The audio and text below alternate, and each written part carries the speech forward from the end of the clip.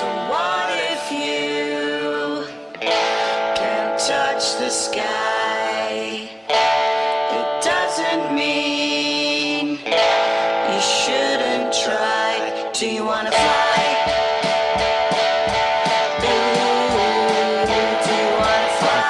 Once again on the Jibber Jabber podcast. We're still in our High Time series. We're having an absolute blast with it. Unfortunately, it's coming to an end soon. This is the penultimate episode. Aye, I say the big word. Shut it. Yep, second last episode. Thanks for joining us once again. It's nice to have you all here. In this episode, we talked to Davie McKay. Now, he directed 6 episodes of High Times. There was only 12, so he directed literally half the series. Pretty impressive, really. It was a great conversation. He was really easy to talk to, really generous with his time. We're always grateful for that. It was great to get a directorial perspective. We normally talk to the actors, or we have been up until this point, with the exception of Caroline Sinclair Kidd. But this is the first time I've spoken to one of the directors. The final episode is going to be with Justin Molotnikov, who directed a few episodes as well. That's going to be the next in the series and the last.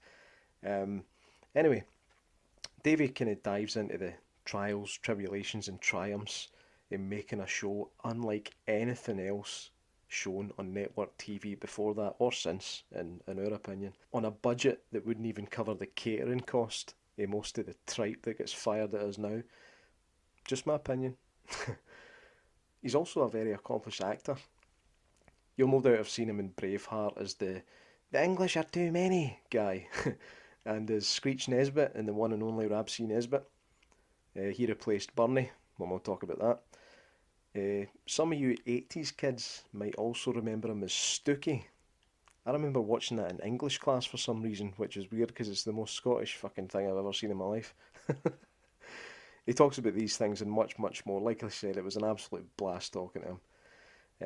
One more thing before we pass you over to Davie. The Jibber Jabber podcast is going to be jumping into the world of video very soon on YouTube. We've dabbled in it a wee bit before, but we're going to be going at it hell for leather within the next few weeks or so. So keep your eyes peeled. Check out our channel for what we've done so far. Just go to YouTube and type in Jibber Jabber podcast. Who'd have thought, eh?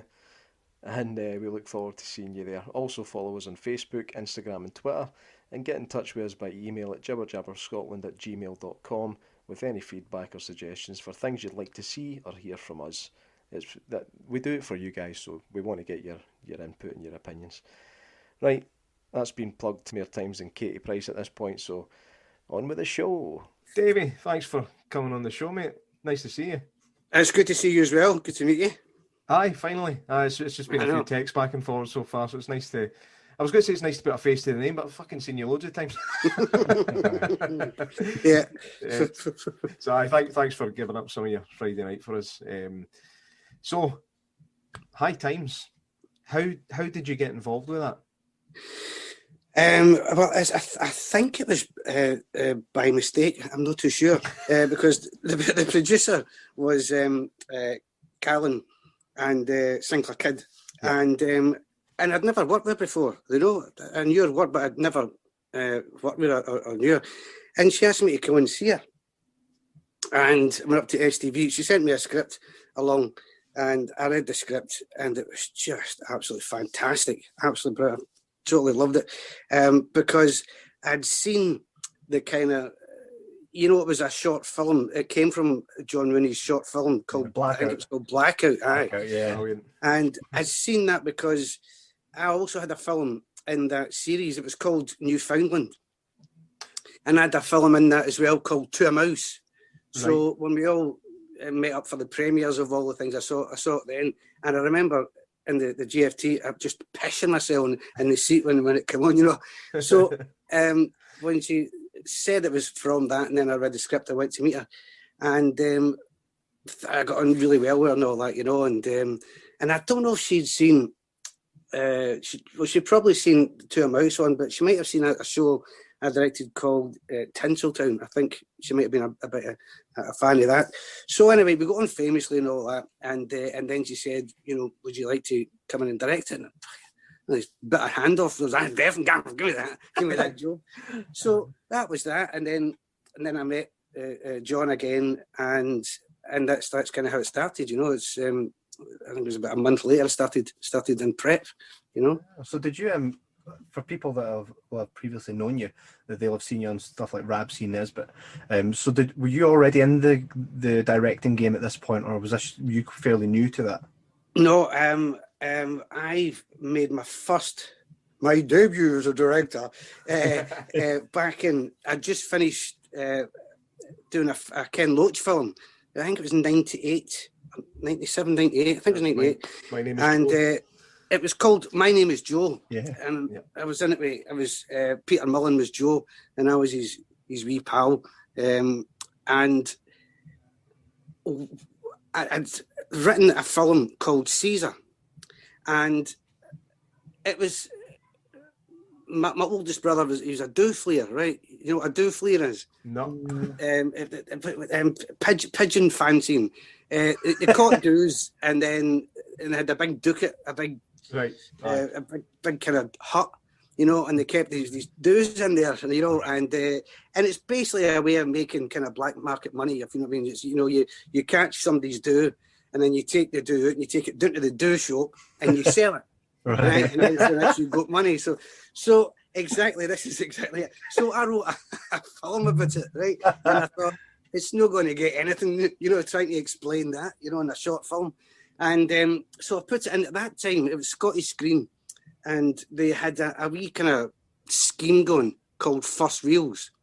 And it was for, you know, people who want to step in to see what it's like, you know. And the budget was like a toffee apple and your bus fare home, you know what I mean? But I was shocked, and there's a great guy there called Dan McKay. You know, Dan McKay, lovely, lovely chap. And if it wasn't for Dan, there wouldn't be Peter Mullen, there wouldn't be Lynn Ramsey, you know, and you know, I wouldn't have stepped in as well. But he gave me money. So I couldn't believe it. It was like fantastic. So I then went to find a producer and a director. So I met all these directors, you know, and they were all so wank, you know what I mean? They were talking about, I mean, I'd written the script and I didn't even know what they were talking about, you know. The way I see it is, you know, all this kind of stuff, you know. So they were all shit. They couldn't actually get the story. So I started panicking, you know. And I met Peter for a pint. And I was like, oh, fuck, I'm going to do. I can't find it. Nobody knows. So he's like, listen, you wee fanny, you direct it. What do you mean? He says, you've been an actor for fucking 30 years. You've been fucking dead at it. You know the script inside out, and you know how to work with actors. I was like, wait a minute, you know. So that's what I did. I got myself a producer, and I directed it. And it was the last thing that Ken Loach said to me. And this would have been the premiere of My Name is Joe. And he came up to me, you know, and Ken's marvellous, and he's like, oh, Dave, are you going to shoot on film? And I said, I was thinking about, you know, doing it digitally. He went, no. For your first time, do it in film, because it'll make you think. And thank God I took his advice, because, you know, it was absolute film. Having now done digital and film, you know, you think where every cut's going to go, you think, you know, because there's no other, you know, there's no other, like, oh, we'll just shoot that again. You can't do it, you know. So so that's what I did there, and I filmed it up where I come from in Castlemilk, and I wanted that housing stock in the film, and I only had like a month or so before they're going to take the bulldozers in and knock it down. Right. But eventually I did actually get up and actually shoot using those houses, you know. But so it was funny because it was about doofling, you know, but I couldn't go into too much about it. I just had to give a snippet, and you know, like the pictures. I didn't want it to be a documentary, you know what I mean? It was a drama, and it bloody worked. Frank Gallagher played the lead in it, and you know, Frank plays Lenny in River City. Oh, aye. He's a fantastic actor as well, and what a job he done there. Absolutely brilliant, you know. And Gary Lewis was in it as well. As you know, I just begged, borrowed, and stole everything I could, you know. And the guy that stayed down the stairs from my sister at the time up in Castle, he gave me his ducats to use. So I was like, I just walked onto the set, and then it was there. Wow, brilliant. So that's where I started, and that's when the bug bit. And then, so I wrote the second one, which was the one I was talking about earlier on, To a Mouse. And again, I got picked for the Newfoundland thing, you know. So then that's what started, you know, that was my love affairs, the start of it. And do you prefer to be in front of the camera, or you found your comfort? You see, I don't have any preference, because if you get a good script, you'll do anything. You know what I mean? You'll make tea. You know what I mean? Just to be involved in it. You know. Yeah. So I can't. When I'm working on a good script, either as a director or as an actor, it's great, because they're very few and far between good scripts. You know. Yeah. Aye. Oh. Especially in Scotland, a lot of our stuff seems to get overlooked a lot of the time. You know, I mean, it's That's the truth. I think there's a lot of untapped resources in this country. And I think you're right. It's no fair. To quote the young soldier for Braveheart, the English are too many. Sorry, I had to get it in there somewhere, man. I didn't think it would be this early on. I thought I was going to wait, but I'll be sitting like this. But it is. And because that's on the telly all the time as well, you know, when I'm out in the park, you know, just walking about, going somewhere, you know, you get Waynes coming up that wasn't even born when we made it, and they run up to you, and that's the line they say, the English are too many, and then they run away again. And it's definitely their dad that's telling them to say it, right? You're too young to be watching that, you know. Exactly. There was a terrifying moment I had. I was working with the National Theatre of Scotland, and we're doing a tour of America with this brilliant play called The Strange Undoing of Prudencia Hart. And we were in the airport. We're flying to Boston, I think we're flying this time. And we'd had the gig the night before, and we got fucking pissed because it was, you know, today was the travelling day. So we got fucking pissed after the show. So everybody's a wee bit kind of, whoo, you know, when we got to the airport. And so we checked in the instruments and all that kind of stuff that we need. And there was this big black man standing, a security guy, you know, and he just didn't take his fucking eyes off me. And so that made me, you know, I was already sweating, you know, but his eyes followed me about everywhere going. So that made me even more scary, you know. So we're going to go through the security bit, you know. So we're in the line to walk through the beep, you know, that thing, you know. And he just looked at me and pointed at me and he went like that. Right? So I'd done the old fucking Norman wisdom bit. I was like that. Right? And the closer I got to him, obviously the bigger he was getting, you know, and I was like, fuck's sake, that's fucking hell. And so he's peering down at me like that. And I went, yes, can I help you? He went, yeah. I think the English are too many. I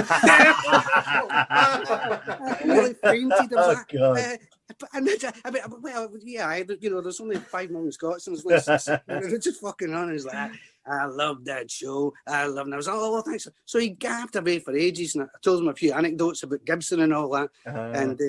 And then the rest of the cast had all got through and all the rest of it. So the other side, I said, oh, that's my place on the queue.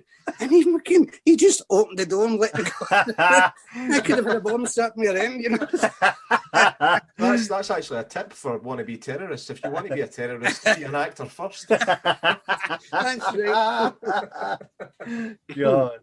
Or if you want to be a director, it helps to be an actor first, right? Yeah.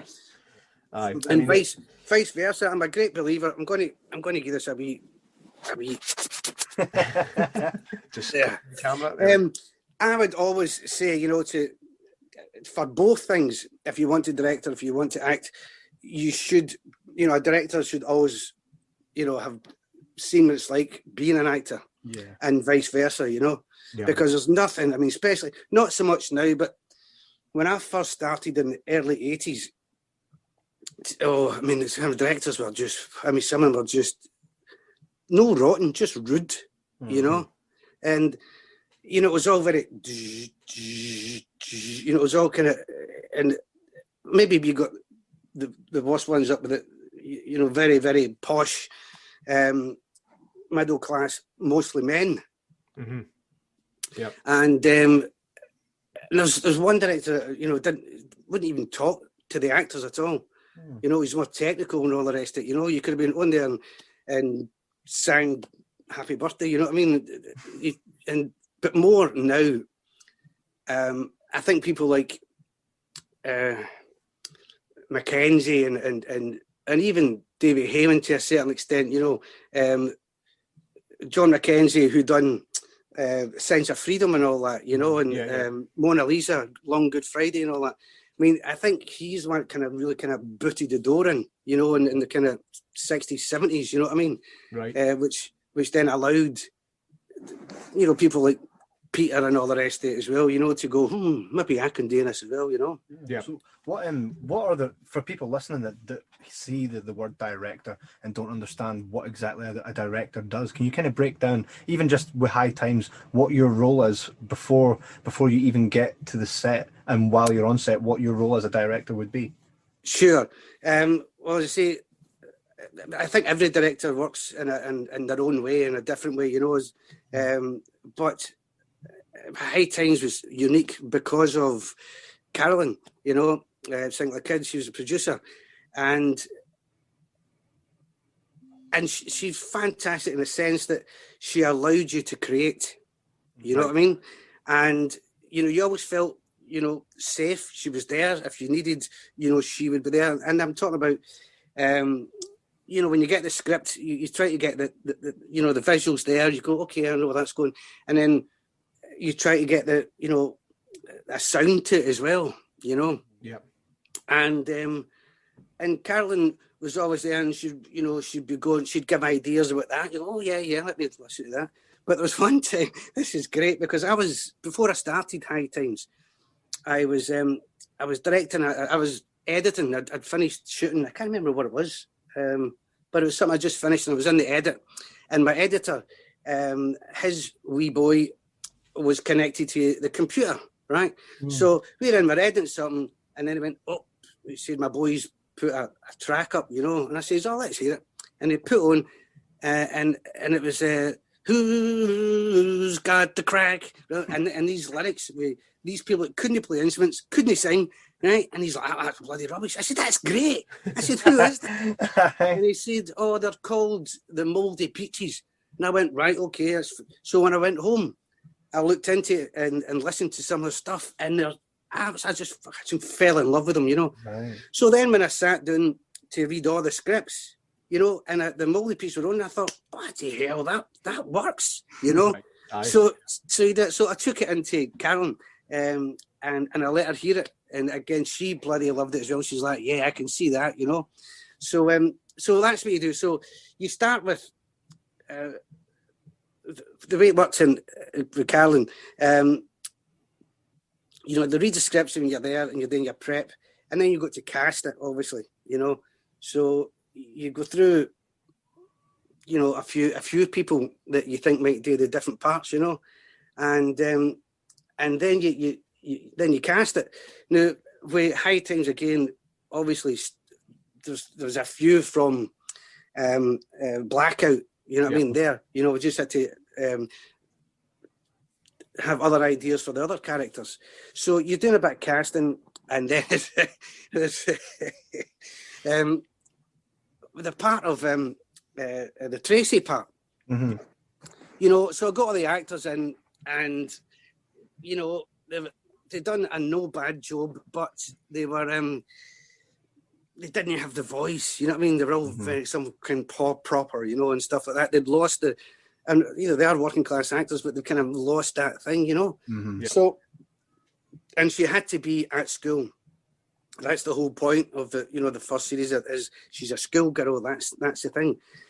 So, nearly the professional actors, you know, kind of hid that thing that I was looking for. So I went about community theatres, you know, and youth theatres and all that kind of stuff, you know. But I just couldn't get, you know, some people looked all right, but they just didn't have the voice, or they didn't have the balls, you know. And I needed that character needed balls, you know.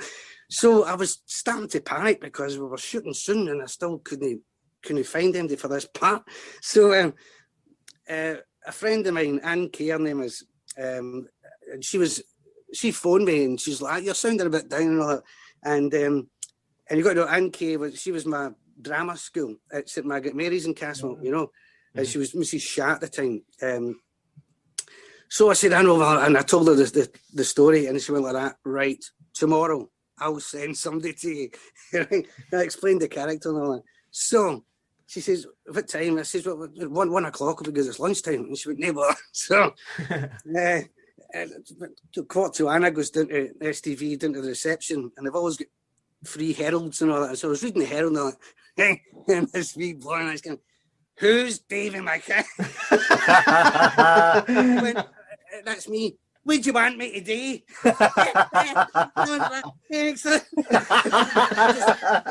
I says, I want you to read the script and all that. What's it for? Taggart? I said, no, it's no Taggart. So I took it up, and I felt like a giant beside her. So I gave her the script, and an actor came in to read with her. You know, no one that was on the show, just another mate of mine. And so she read the script with him, and I was just going fucking him. She had the fuck it, she had that. You know what I mean? And swag. The actor was quite tolerant. She wasn't giving us shit. And I was like, fucking hell. So I knew that Stephen McCall was in the building because he was doing Taggart. He was actually doing Taggart.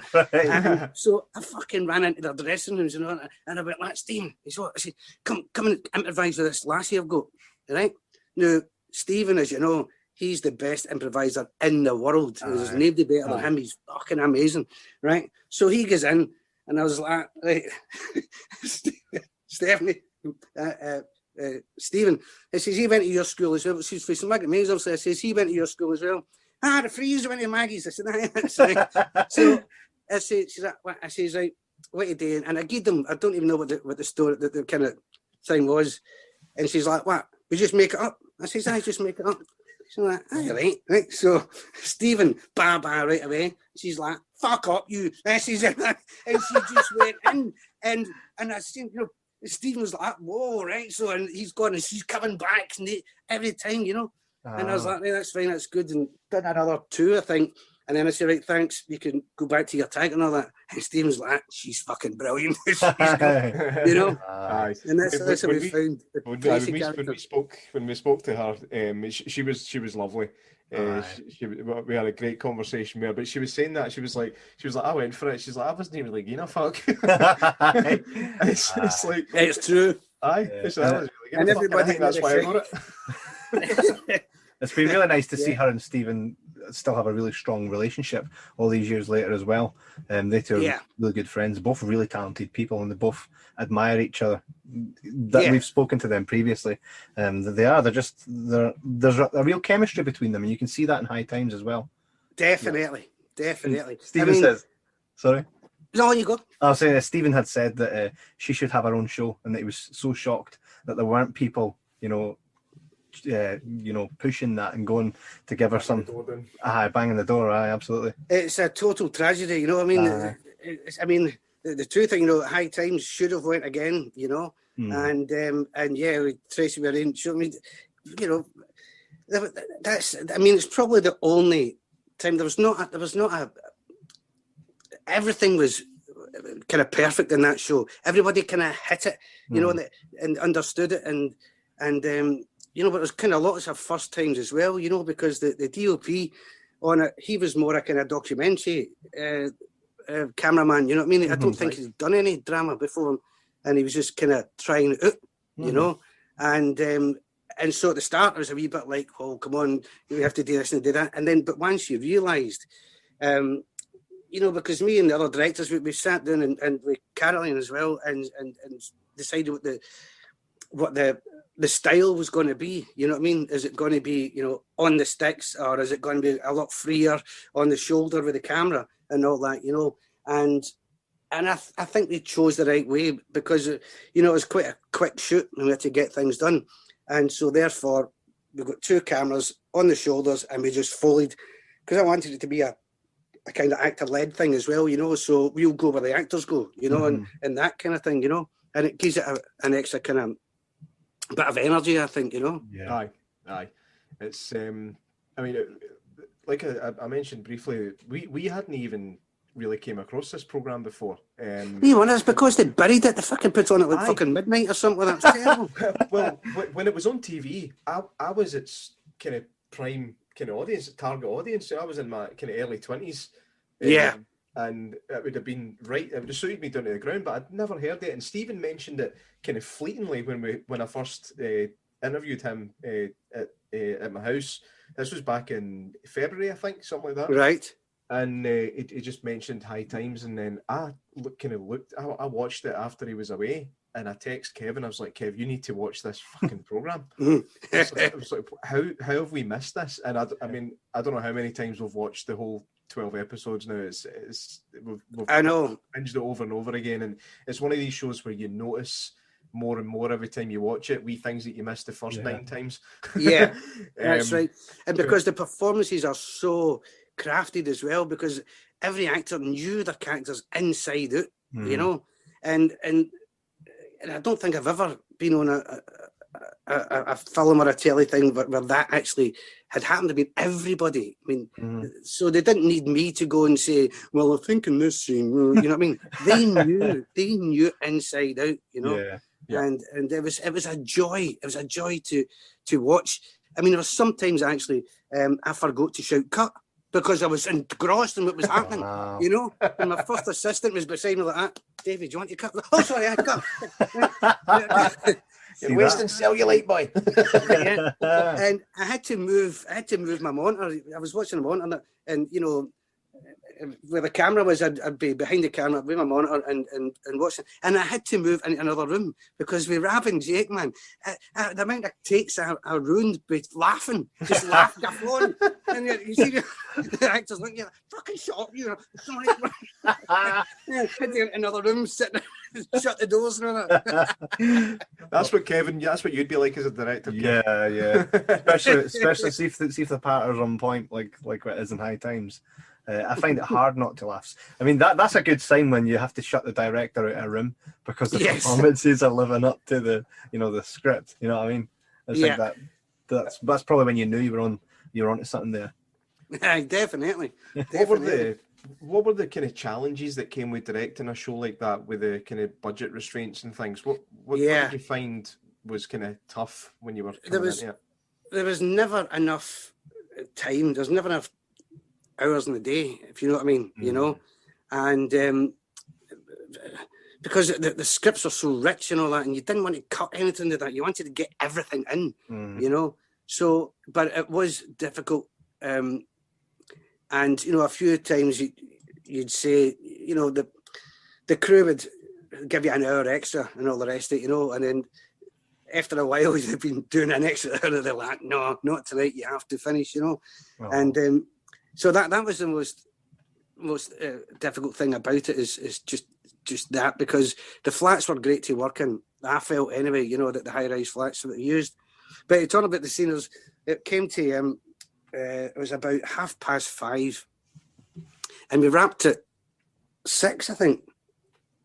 Or else it was 6:30, it was 7 o'clock. We only had half an hour left, and I had 3 scenes to do. Right. And I was like, how the fuck am I going to do it? And the first scene was the old kind of dad was going senile and all. He's just starting to get it. And he had to do something in the living room. And then John had to do something in another room. And then Alison had to do something else in another room, right in the 3. So I was like, I'm never going to, I mean, just to set up the lights for these 3, you know, that'll take a half hour, you know what I mean? So I came up with this idea. The camera, 2 positions there and there, we shoot at the same time. So I got the Elgin to come do his stuff in the hall and walk out. As John came in that way. No, John. So the only went, and then he went out the door, and John came. I put Alison in that room there. He stood.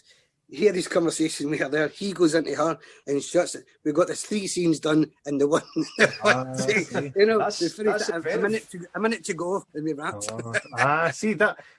So it's kind of been a good thing then that the budget was like that, because it kind of just tests your skills, doesn't it? Well, yeah, and also, you know, they were that type of actors and crew as well, you know, because they could when you decide that's what you're going to do, the actors will go poof, they know how to do it. Yeah. And Broadfoot, who was Spark, I mean, I've never seen him to put up lights so quick in my life. He was just like, where do you want it?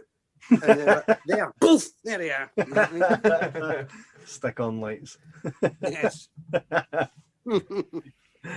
So did you have any really funny, like you were saying there that you had to kind of stop filming because you were laughing and they sent you, do you remember any really funny stories? Every time we've asked someone this, they always say either, oh, it's been 15 years, I can't remember, or ask me again at some other point. We've never had a, yes, let's get this bag of funny stories out. We've also had the I'd love to tell you this story, but I can't tell you it without the other person's permission. So there's that. Yeah. Well, I mean, I can tell you this story about it. I don't know. I'm not going to ask any permission, but it was. We were doing a scene, and you know, the postman was Tex. You know, he'd moved. He'd been split up with his wife, and he moved in to wee Jimmy's. You know, and there was a scene that Jimmy had to, who's Paul, played Jimmy in it. He had to punch his uncle, right, because he was his uncle. And he was just irritating him and all the rest of it. He had to punch him. So we shot I was set up for a take. And wee Paul, again, another brilliant, sensitive actor, a brilliant actor. And he was like, he calls me Kaiser, you know what I mean? Because he knows me for Castle Milk. He's off of Castle Milk, man. What happened? You're in that boom, man. The talent has come out of Castle Milk. Aye. Exactly. All for the same bloody school. And, you know, I think there was about half a dozen of us up there on the thing. And even the baby, Mate, Robin Ashcroft. She now is doing really well in music as well. Robin Ashcroft. Is she? Yeah, great. She's a hell of a singer. And again, Castle Milk. Good.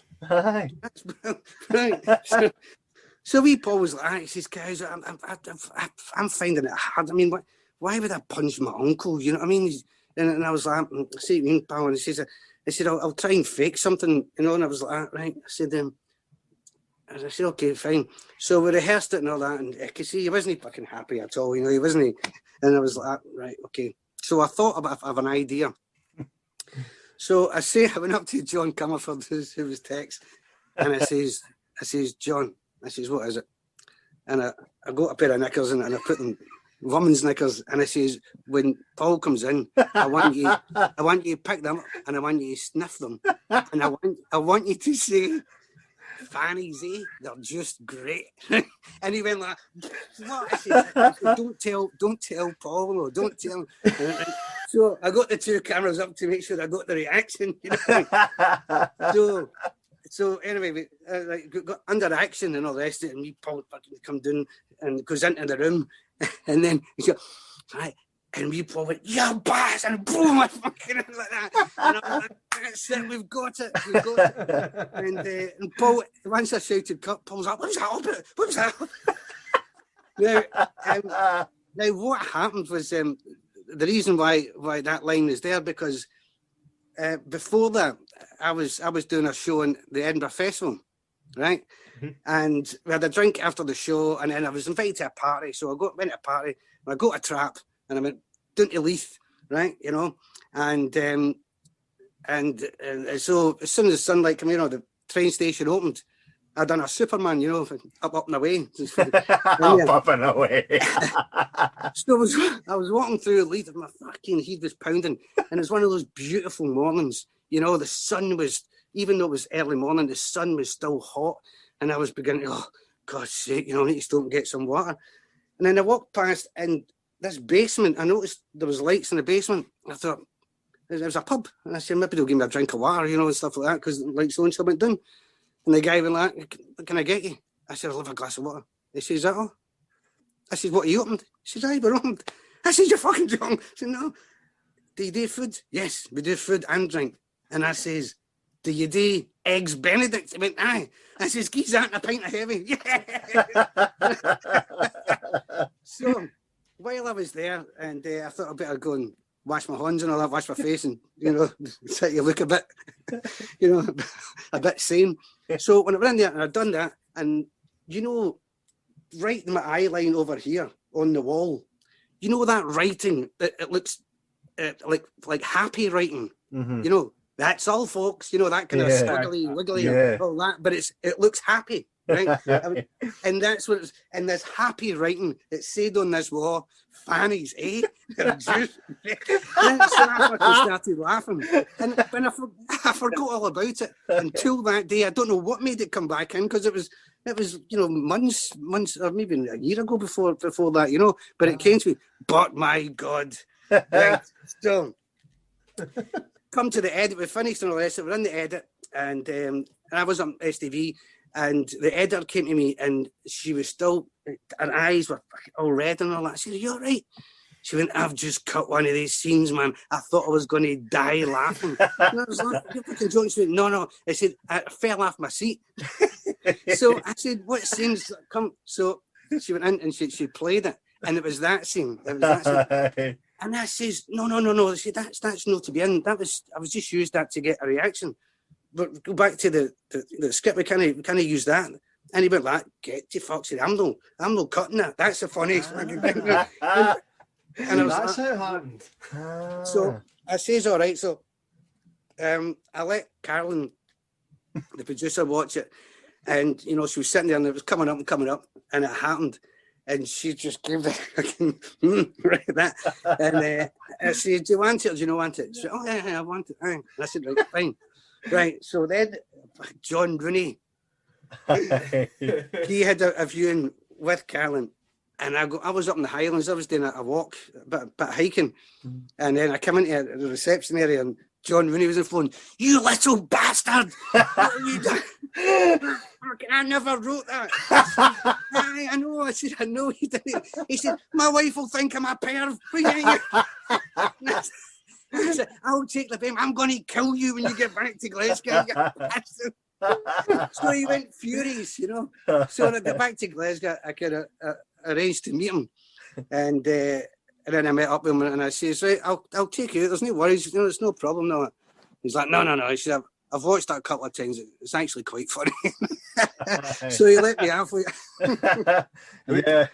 Was there a few occasions where you kind of stuck with things in that weren't there to start with? Well, all of us did. You know, it was that kind of, you know, as I said, the actors know their characters better than I do, really, you know, because they've been able to focus on them individually. And, you know, if Stephen would say, like, "I would rather say blah, blah, blah, rather than that." I was like, "Right, okay, fine, it's fair enough," you know. So we all did pitch in, you know. Right. Yeah. And everybody was quite up for that, which was great. And I've got a cameo on it as well. Where? Hang on a minute. Let me just go through it. In fact, tell us the scene and I'll tell you where you are. It's in Alice's house. That's Alison Peoples who played that. And John, I think it's the scene where John goes out to the hall and wee Jimmy's playing the guitar out for Claire. Yeah. Are you on the TV? I'm on a TV. I'm on there as Stookie. Stookie, right? Stookie was a show. It was on in the 80s, 85. Was, right. And so we needed something clearable to be on the telly while he's sitting there watching the telly. So I says, "Can I be on it?" I remember going, "What the fuck is he watching?" No, because I was shown that in English class once for some reason. I remember I was in second year in high school. And really? It was my teacher, Mr. McAweeney, put on an episode of Stookie for some reason, and I can't for the fucking life of me remember what it was. My God. Where was your school? I didn't come and visit, did I? No, I was in Whitburn. All right, Whitburn, right. Aye. Kevin's for Bathgate. We're for a different world. Actually, funnily enough, my auntie and uncle and cousin, they lived in Castlemilk for a long time. Is that right? Aye, and then they moved to Burnside after that, so not too far. That's right. They like to stay in the area. Because that was something I was going to ask you. I was like, how did we not actually see you in High Times? Because with you being a recognisable actor, especially in Scotland, it would have made sense to have you appear at some point. But I suppose that answers that, right? When you being Aye. on the telly. Yes, that's right. That was my part. No, I don't think there was a part really that for me. And also, I've not actually done it yet. Like, you know, acted and directed in the same thing. You know, so I don't know how difficult or how easy it would be. I think I noticed. Have you seen Electric Blues? That's another thing that John Rooney had written. Yes, with Paul, yes, right? And yes, that's so right. Stephen McCall actually directed that. And like what you did in High Times, the only time you actually see him is when Paul's looking at the TV, and it's a scene from an earlier movie where he's like, "Go fuck yourself!" You see Stephen, and then he gets shot like 9 times.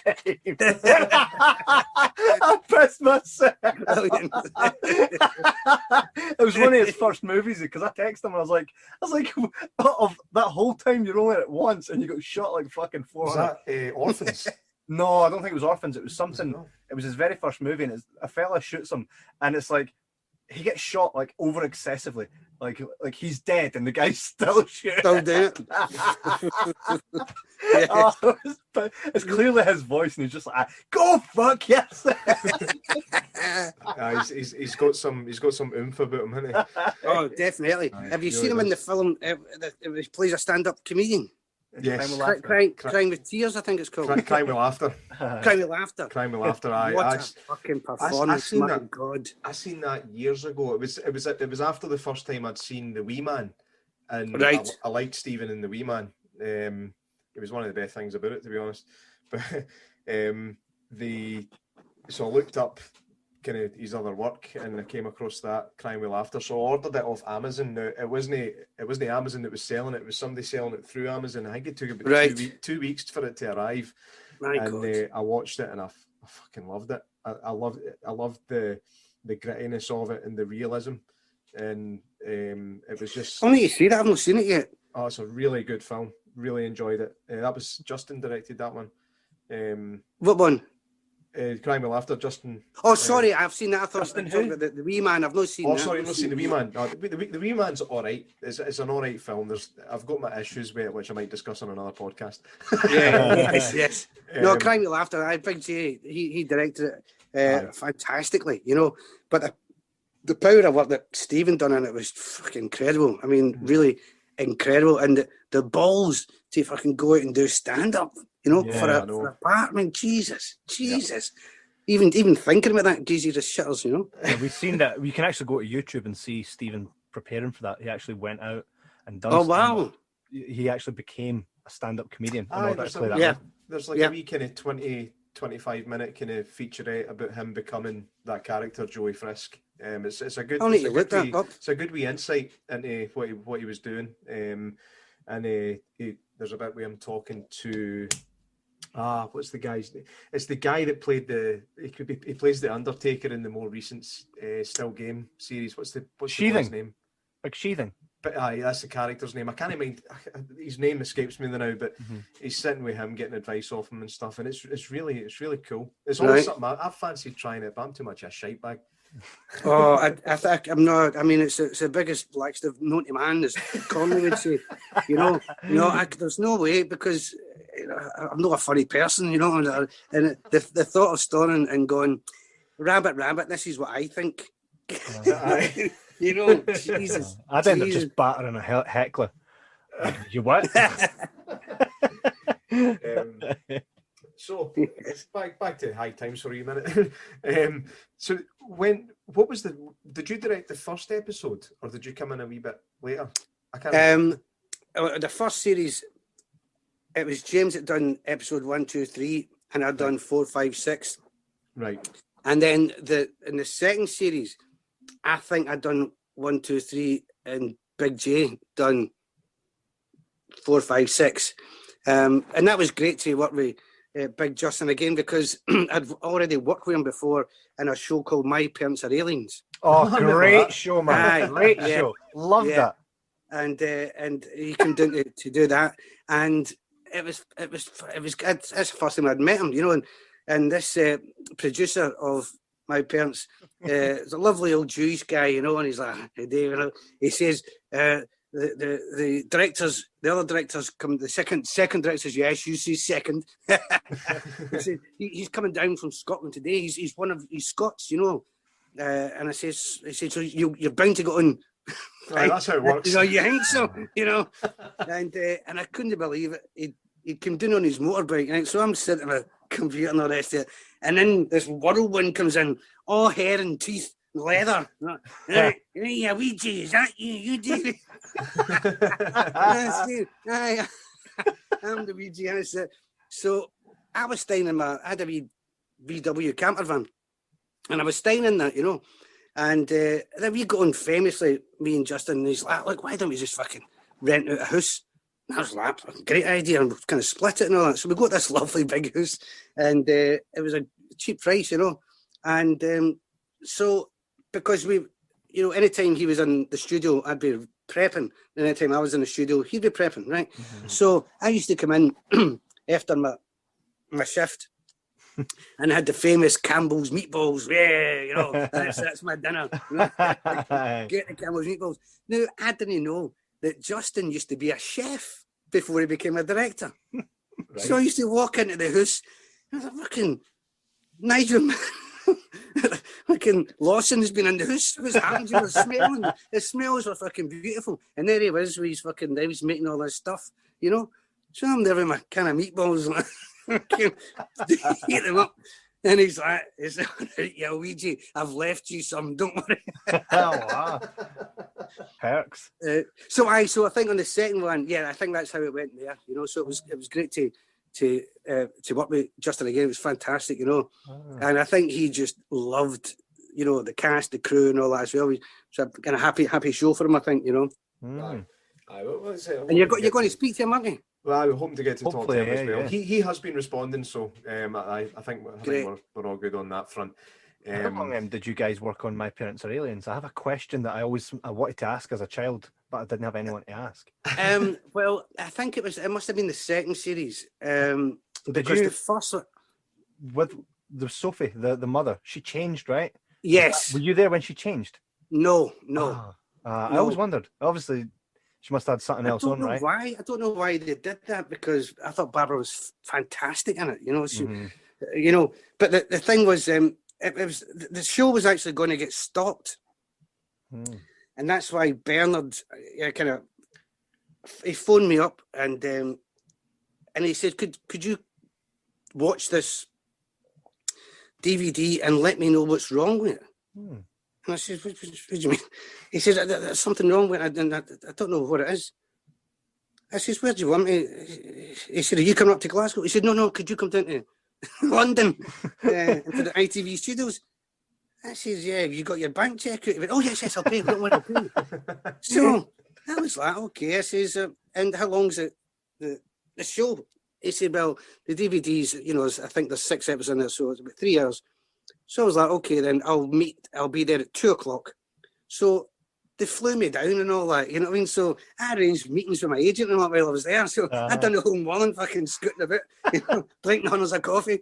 And then I went along there and immediately I put in the DVD and I watched the first episode and I knew right away what it was.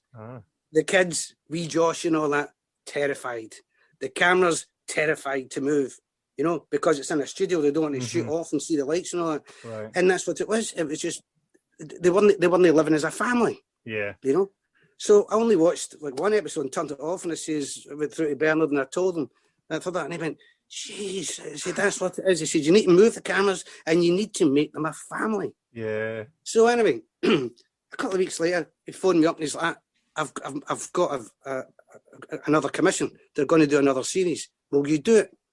Nice. And I says, aye, okay, no bother. So I went down to Leeds. We shot it in Leeds, you know, and Leeds is like great. I love Leeds, you know. And so I asked to start a couple of weeks before shooting. And I got all the actors in, all the Waynes and the blah, blah, and I just done games with them, you know. And the adults, you know, they were great anyway, you know, and they were really good with it after a while. And then the Waynes started being Waynes. A wee bit of balls, a wee bit of this, a wee bit of that, you know, and that wee lassie that played Lucy, was it Lucy? It was The wee, oh, what a fine series! Oh, absolutely. Aye. Once she relaxed on it, she was both right there. She was on every time. She was amazing. So then they started, after about a week of doing all that, and then I threw in a couple of scripts, just a couple of scenes with scripts. So then they'd read it, and it was just like chalk and cheese, Yeah. And then worked on the DOPs and all the rest of it, and got them to move that because they're like big Daleks, they're like they're big cameras, and thankfully they were up for it, and it was a total success. I think they won a BAFTA for that. Did you know that? An NTS. I'm not an NTS. We call it a YTS. So we got a couple of gongs anyway, and it got bought all over. I think the big buy was America, and that was a kind of success. But I didn't go back to it. That was one of my favourite shows as a kid. I loved watching My Parents' Aliens. And then, do you know what? Do you know who Santa Claus is in it? Yourself? No. It's Big Justin. Aye, no way. So, Santa is Scottish, That's class. We'll need to revisit that show and we'll get everyone. No way. I know. It was weird for me when I started growing up, and then how as you do, you kind of watch a show and then you maybe miss a wee bit because you're doing your own thing, and you go back to it, and I'm like, wow, all these guys have aged. Do you know what I mean? Yes. They aged in that as well. That's quite. That's great. You love to see that. It's like Harry Potter. For me, like watching Harry Potter, I watched Harry Potter when I was Harry Potter's age, and then when you watch the final one, right? I've kind of grown up with Harry Potter, so it's what I mean. Yeah. And if you were to start now, just to kind of I think to do that with a show is great. Even like a series of movies, just constantly seeing them age, just real, isn't it? Yeah, totally. Do you have a kind of preference between TV work and film work? Well, you get you get more time with film, so you're doing less pages a day, like when I'm down directing River City, for instance, sometimes you're doing 16 pages a day, you know what I mean? Right. And it's pretty difficult, but whereas with movies you might do 3 pages, but again it's got its own technical stuff. Depends if you're using film or if you're shooting digitally, it all depends. But I don't really have a preference, really. As I said before, if it's a good script, that's good. You'll do it. So no, it's always nice to be in an actual film, shot the film. It's always I love that grain. You can see it. And it's got an organic feeling to it, I mean, digital seems to be the way of it now. I think it's kind of taken over a bit, but and I know that STV have got, or they did have, I don't know if they've got them now. They've got a machine called the Nitrous, and that allows you to put a grain over your TV stuff, so you can make it look like 16 mil or whatever, Right. Okay. Aye. It's, I think it does have there's a definite appeal to that kind of grainy look that you get for film. It's one of the things. Like I watched just relatively recently. I watched The Good, the Bad, and the Ugly for the first time, and it's for the first time. My God. First time.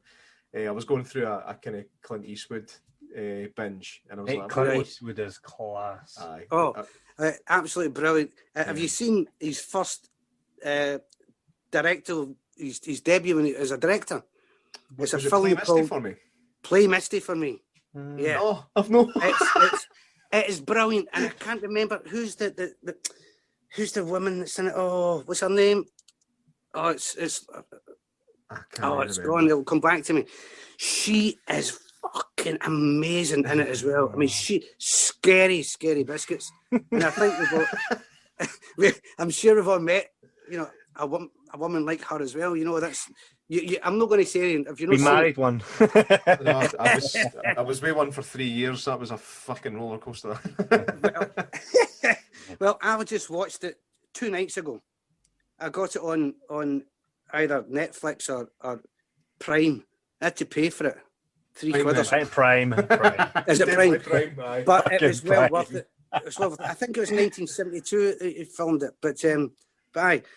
So anyway, what about your Good, the Bad and the Ugly? Aye, it's that I just loved the look of it. Obviously, everything done on film, everything's got that graininess, but the graininess almost adds a quality Yeah. that you just can't get for digital. Aye. You can try and add it in, and it probably works to most untrained eyes. You know, but I'm assuming with yourself, if somebody showed you the digitized grain next to real grain, you'd probably spot it. You know. Yeah. So it's a lost art now, I think, or nearly a lost art. I think there's definitely some purists still out there that'll keep filming on film as long as it fucking lasts. Yeah, true. And Eli Wallace was in it. Blondie. Aye, Eli Wallace. Blondie. Well, I met him in Rome. Wow. Right. I was. I mean, this is a story. When I was doing my parents' aliens, the phone call went, and it was my agent. And my agent sounds like Janet Street Porter, right? She's an East End of London lassie, right? So I went, hello, and she went, hi, Dave, Sally here. I went, oh, how you doing?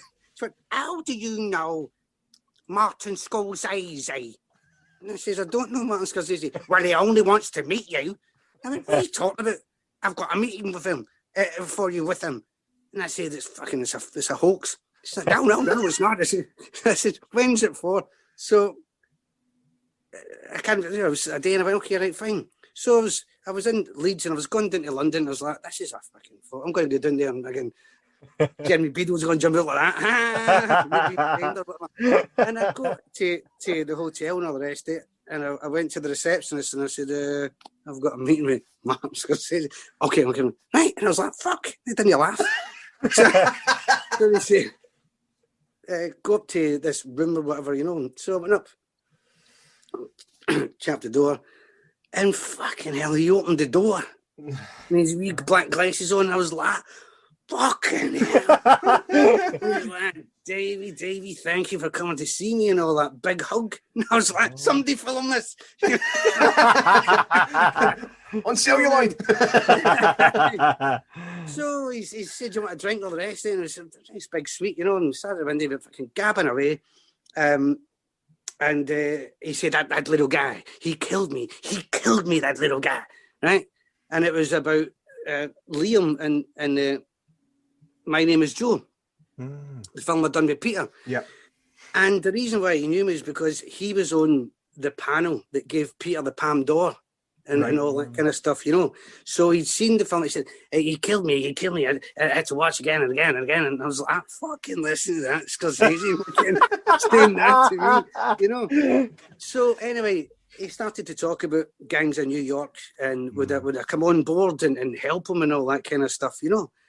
And I'm like, I can't believe what I'm hearing. I said, yeah. I can't be arsed, mate.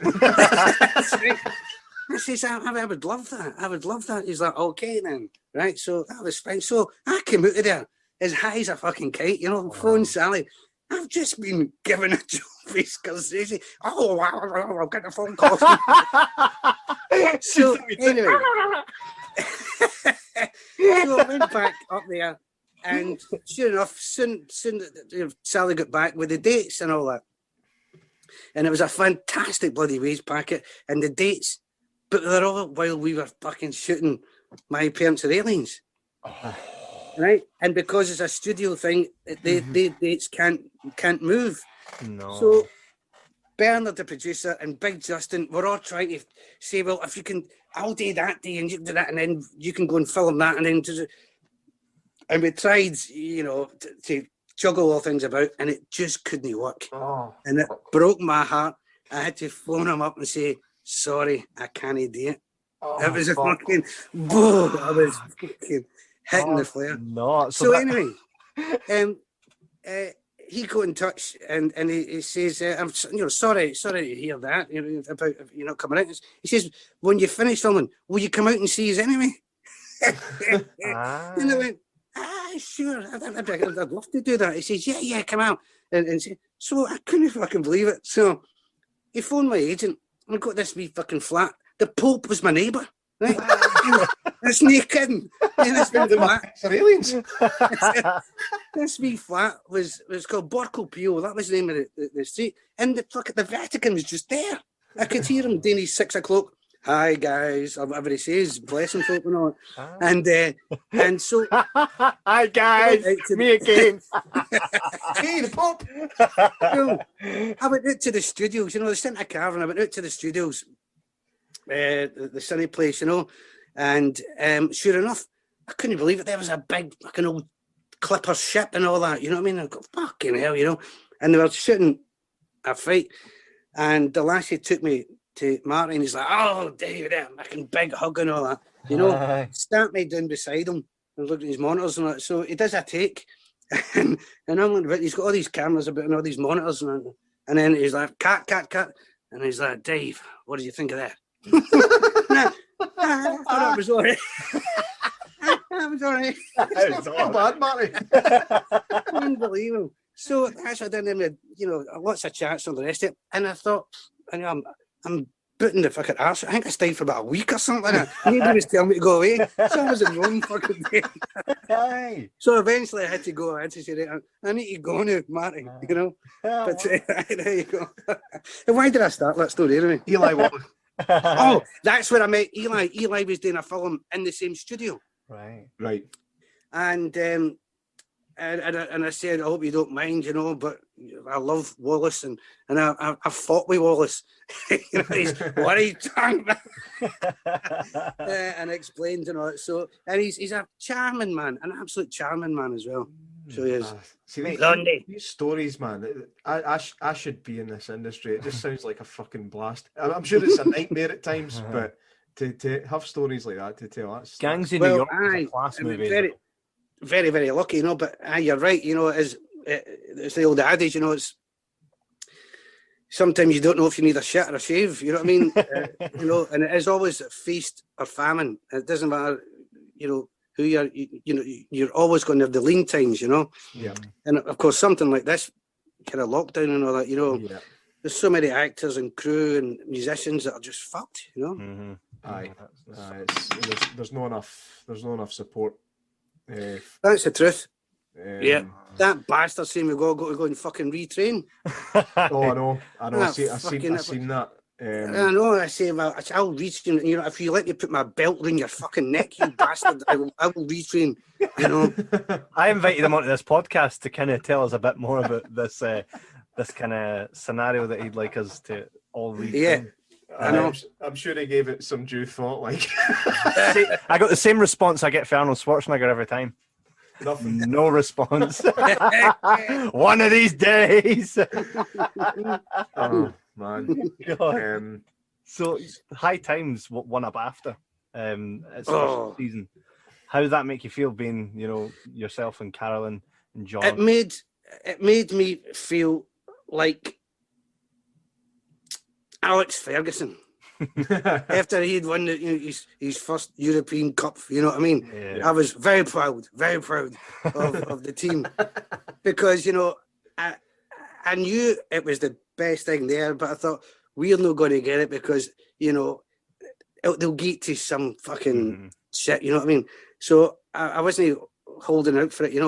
And when they read it out, my God, it's happened. It's fucking happened. And all the boys and lasses in there, the cast and crew, fucking, I was so happy for them. And I was in tears and all that. I actually didn't go up to the stage to collect. I was too busy clapping them and applauding them. And they're like, come up. I was like, no. Greeting like, that was very proud. And it definitely deserved it, Oh, 100%. I mean, we briefly spoke with Stephen about that the other night as well. He said that it was up for another BAFTA for the second season, and it lost to a pilot that didn't even get made into a programme. Really? Aye. It was supposed to be some kung fu thing with Jamie Winston in it. Fuck's sake. And it was. He said that he reckons there was probably some relief at STV that it never won another one because they'd have had to make another series that they didn't have money for. Yeah, I know. I mean, Um, that's still a sore thing. And John should have got a BAFTA for the writing as well. They didn't even consider that, I don't think. But no, it's still a sore one that they didn't. But they went to fuck though, didn't they, STV? They did not buy Ginger TV or Ginger Radio for like £1 million or something, and they didn't take the Ginger cunt with them. Who's that guy? Who's the Ginger guy? Ginger TV thing? Chris. No? Yes, Aye, Chris. He married Billy Piper. Aye, Chris Evans. Chris Evans. Aye. Yeah, not So the. they bought that, but they didn't fucking take him with it, and it went down the fucking tubes. oh, fucking hell. I know.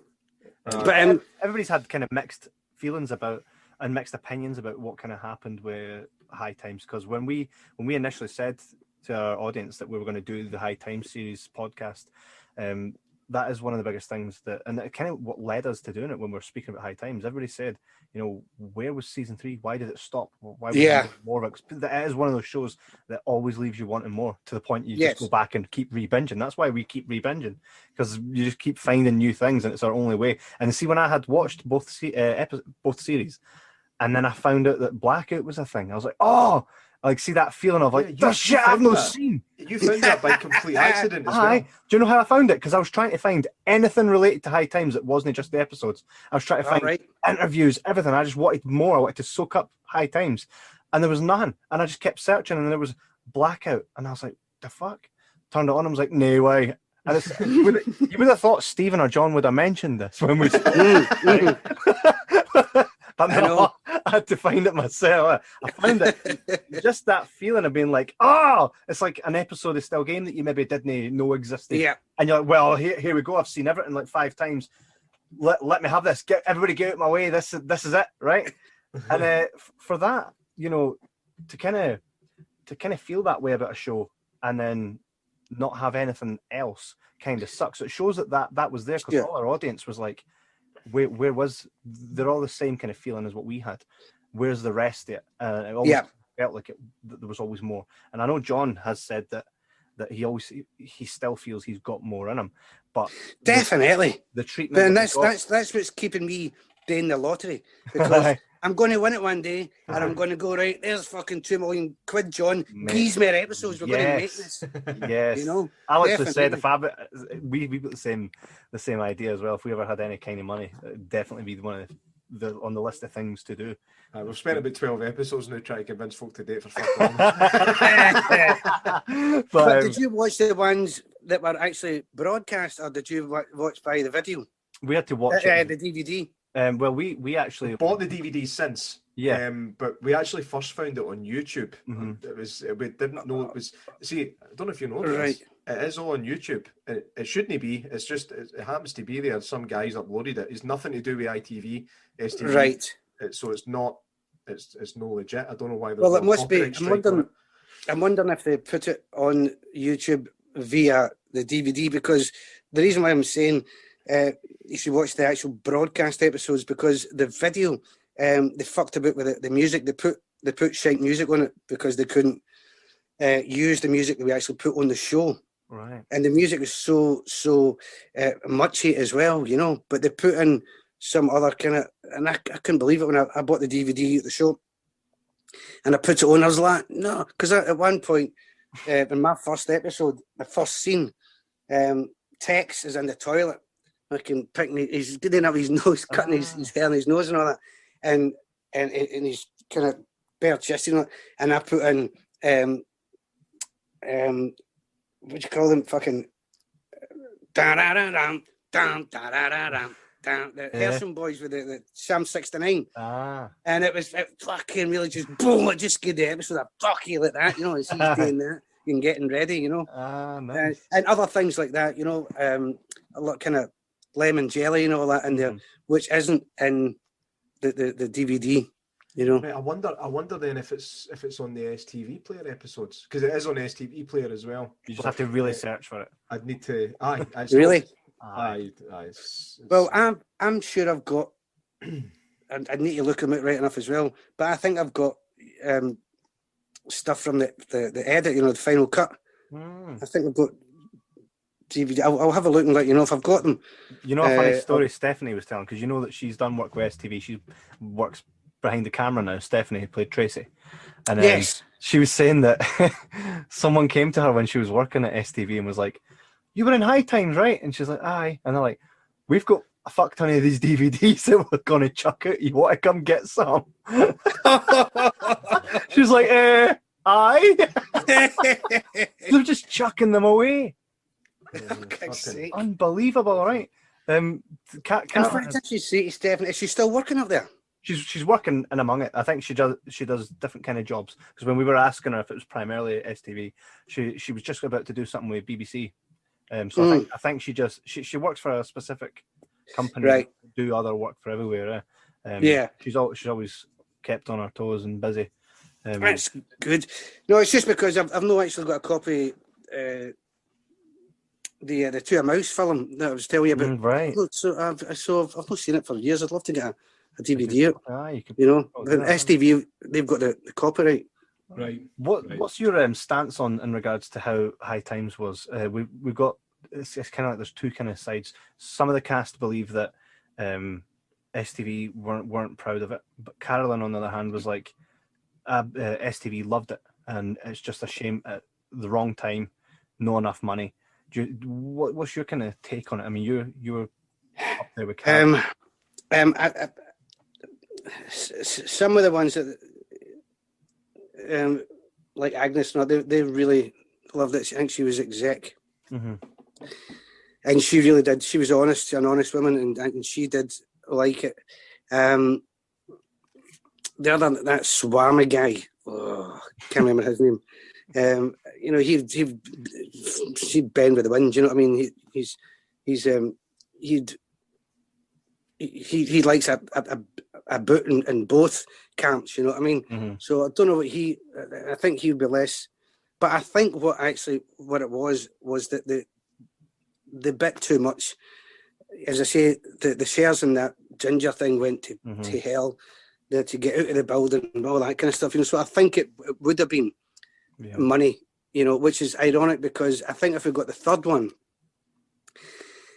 it would have sold more, you know what I mean? So, but they probably didn't have the money to actually make it, you know, because Stephen McCall was telling us it's fucking huge in Mexico or somewhere like that. They said that he got a phone call for a radio station in Mexico. You know, saying hello, it's so good. John Rooney would love to hear that. Aye. And so he was it him and Paul, or maybe it was him and John, him and somebody else went on and done a radio interview in somewhere in Mexico City or something like that. What? You know, ask him about it. Aye, that's funny, man. That's insane. So that's what I think. I think it was money, and because the second series, they held it for bloody ages before they showed it as well, you know. Aye, yeah. Which was terrible. And it was years. It wasn't even months. It was years. Yeah. It just held on it. That's important. It's an asset. I think. Can you imagine in like 2020 is the kind of where we're at now with how we consume content?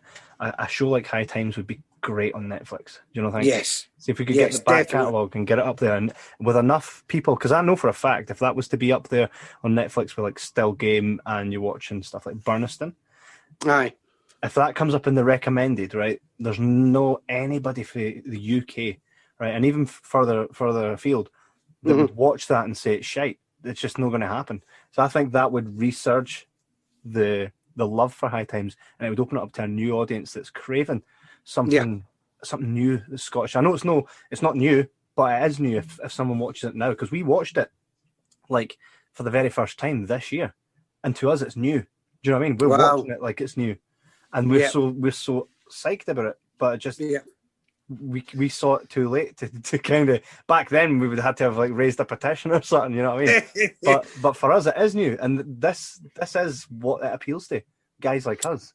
You know? Yes. Yeah. Well, I remember the first time I went on a demonstration, and the demonstration was held in George's Square, and I was there and shouting and screaming with thousands of people because Cartoon Cavalcade. Do you remember Cartoon Cavalcade?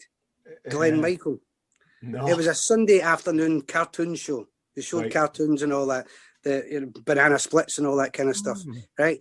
And they were going to take off Casper, the friendly ghost. We were up in the house like, no, so are these Waynes. I was about 8 or something. I was about 8-year-old. Oh, those Waynes went into George Square like, yeah. I take Casper. I loved that show. The animated one. Yes. Yeah. I've still got them. I've still got them on videotape. The cast, I think Casper's it's been done and redone a few times. Though there was the original kind of Casper the Friendly Ghost. It was black and white, wasn't it? Back in the day, certainly the first iteration of it. I'm sure maybe it was black and white. but in my day he was colour. Oh, that's all right. Then. I remember the one episode I always remember is this gambler who gets lucky, starts getting lucky. He's like, "Give me a plate of beans," and then he keeps going back to play the slots. And then he like all gamblers, he wins big and then blows it all. Yeah. Does that ring a bell to anybody? No. No, That's my favourite episode. I can't remember that at all. I probably stopped watching it by the time when you started watching Maybe. it. You know? I feel like we were getting another prop cheese moment there, Ken. That's a wee inside joke. You'll need to listen to our last episode with Stephen and get that one. For prop cheese, hashtag prop cheese. It's that scene basically, the scene where Stephen cuts the mold off the cheese. Without thinking, I asked him, I was like, well, so that real cheese or was it just like a prop cheese? He's like, oh, it was a fucking prop cheese. Oh, fuck. But did you ever get to read the Stoner script? The one that John and Stephen and I know Paul would have loved to have kind of seen it as maybe a Christmas special or something like that.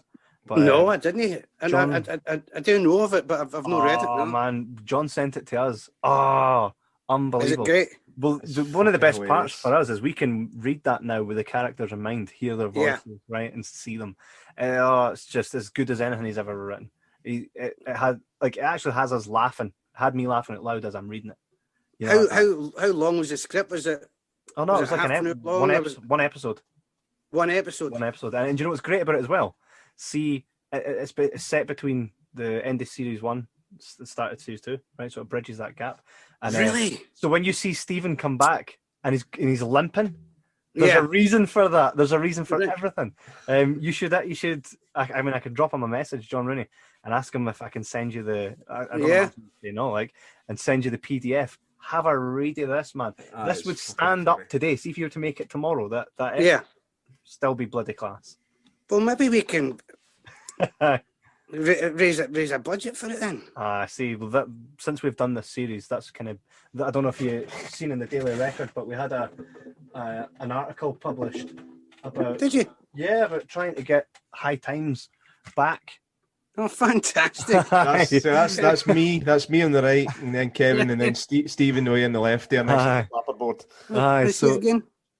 Yeah. That's in my living room. So maybe there's a scheme, and do it like as a short film or something, you know. See, there's been many ideas floating around. All that John Rooney has been up for, an animated show, doing it as actually have Rab and Jake come back and doing it as like a short film to kind of see if there's something more. There's all this in the air, and we know that when the stars align, I'm quite a big believer of the stars aligning at the right time, right place, and it'll happen. And I think, if any time was the right time for it to happen, now would be the time, right? Especially when you're right. A lot of stuff can be just crowdfunded. For those of you guys listening at home, let us know if you'd be up for funding that. Definitely. Davey, you might know some folk, you know what I mean? Aye, and I don't mind selling my bum as well. You know what I mean? If you want to say. I can only sell mine in the pound shop now. It's fucked. Even then, they're like, I don't know, That's in the bargain bin at the front door. You don't even mind the folks steal out of that.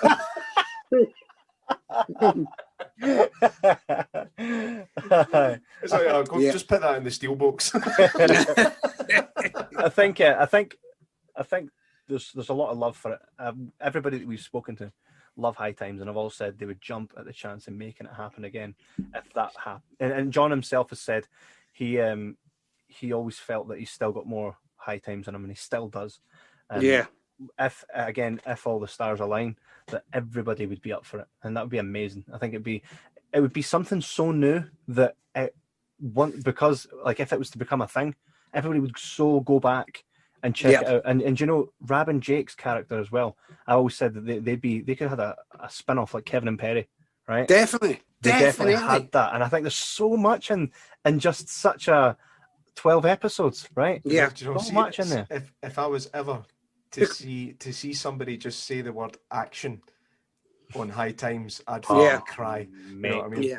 Just to be there to see that first role happening. Season 3, Totally. episode 1. Ah, mate. Yeah, exactly. Yeah. Yeah. And that's what I mean. You know, the way that John wrote the two characters, and the way Stephen and Alan took them, and just they created a total unique, you know, as you said, Kevin and Perry and all that, you know, that kind of thing. This was something different. This was another stratosphere. Yeah. What the boys done with John's words were fucking absolutely incredible. It's the subtleties of it, eh? Aye, totally. Fantastic. And the way Alan, you know, that character, heartbreaking, absolutely brilliant pathos, and what he brought to it was amazing. And the way Stephen reacted, Rab, you know, you could see how they are so bloody close as characters. You know, the mad things that they're doing, but you can see why they love each other. You know, and it's just, I mean, just genius. And that's, I mean, I was talking to Justin this as well. You know, as a directors, you don't want to break it. You don't want to interfere with it. You want to just fucking let them go, let them loose. You know what I mean? Just let them do it. You know, and again, that's a very rare thing. I've never had anything since there, anything like that. You know what I mean? Yeah. That fucking beautifulness. You know, being created. Yeah, you know, it's been said by pretty much everybody we've spoken to. Everybody's just, they look at it like, you ever watch a movie? I'm sure there's a few of them out there where it's like they talk about the glory days of being in a band, and then one guy goes, you know, we should get the band back together, and then when they get back together, they get on stage, they play like they've never stepped off the stage. I think that's the kind of feeling you get about High Times. Everybody, and what's been great as well, we've spoke to everybody that we've spoken to. When we speak to them, they start to remember stories that they've not thought about in like 15 years. Do you know what I mean? Right. And it leads them back to a time, and you can kind of just see it. It's all smiles, isn't it? Aye. Yeah. Sure. Yeah. And it's great. I mean, the opportunity that we've been given to actually do this is just been brilliant. We've got some great insights, great stories, and I don't know what the fuck I'm going to do next to try and beat this. You know? Well, I need to hear. I need to listen to them. That's when you say podcast. I don't know what that is. I'm such a podcast. Neither did I until I met him. I'm a Luddite. I'm telling you. You know, I can send an email. That's fine. A podcast is it's like a radio show, but it's on demand. So it's just like episodes where we talk to people. It's conversations. Imagine sitting in work and hearing a conversation going on between two people that's interesting, but you actually can just download that onto your phone and listen to it. So if you're where from though? So do you know what Spotify is? Stuff like iTunes. So all platforms you can get it. Audible, Amazon Music, you can get it. Spotify, YouTube, everywhere that you can get anything that you can consume audibly. That's where we are. I'll hook you up with links, right? You got an iPhone, right? That's great. Aye, yes. Aye, right. we'll be fine. I've got a Nokia 3210. It's like, we'll need to get you upgraded. I'll send you an iPod. But we've been doing this for like 12 weeks or something. We're on. Bloody hell. Aye, we've had everybody almost. Aye, everyone. So who you still to get Tony. Yeah. And who else did you say? Justin. That's right. And we Alan's going to come on at a later time. He's a bit wrapped up now with other stuff. But I've been in contact with him though. I've got a good wee conversation going on with him for some time. Excellent. So he's doing all right. He sends his love to everybody. Absolutely. Good. Send it back, definitely. He's a big fan of this show as well. He loves it, so he'll be listening to this one. Everybody sends their love as well. That's something I need to keep telling everybody. Everyone we've spoken to previously sends their love to you. You know what I mean? So it's always a reciprocation of love. And we have a plan as well, which the viewers have heard us roll this out 100 times. But we take over cinemas as a podcast. We bring our audience We're to terrorists. give us your cinema. But we do this thing called the cinema takeover, where we take over Die Hard with a popcorn machine. And so we take over the cinema and we decide what movie goes on, and then we promote it, and then we give all the proceeds to the cinema, because they're not run by a big company. They're a local cinema. So we do a bit for the community and make absolutely hee-haw while spending money on advertising and doing all the advertising. Class, right? No. It's a great fucking deal, like. But we're trying to cut our teeth, not only doing all these, developing these skills from meetings, and just getting there with the fans, we're just rolling that snowball till it gets bigger. And so we do this thing called the cinema takeover, where we decide what movie it is, and we get our fans to vote as well, or our fans, our audience to vote. We've done it like five different times. It's been a success. Lost Boys, Goonies. We actually done we've got G. Tom Mack, who wrote and sang Cry Little Sister for Lost Boys. He came over from LA, performed the song at the actual event for all the fans. Bloody hell. Mega, right? So we like to go big. So that's brilliant. The plan is, I don't know if they'll have told you yet, but the plan is, once lockdown's over, we're going to host the High Times, the reunion, which is going to be an event where we get all the cast and crew back together.